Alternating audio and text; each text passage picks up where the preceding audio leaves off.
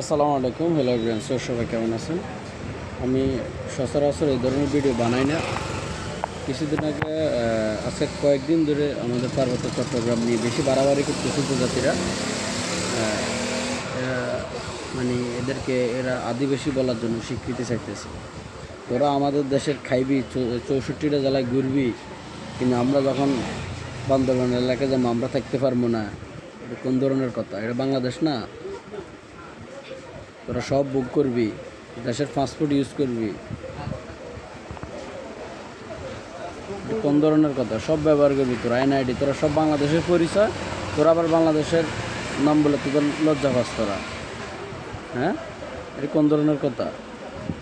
তোদেরকে আদিবাসী স্বীকৃতি দিতে তোরা আইসিস কই থেকে? কত 100-200 বছর হয়েছে তোরা ওই বাংলাদেশে আইসিস দে, তোদেরকে আদিবাসী স্বীকৃতি দিতে। ফাইজলামি বন্ধ কর, বিপদ আছে।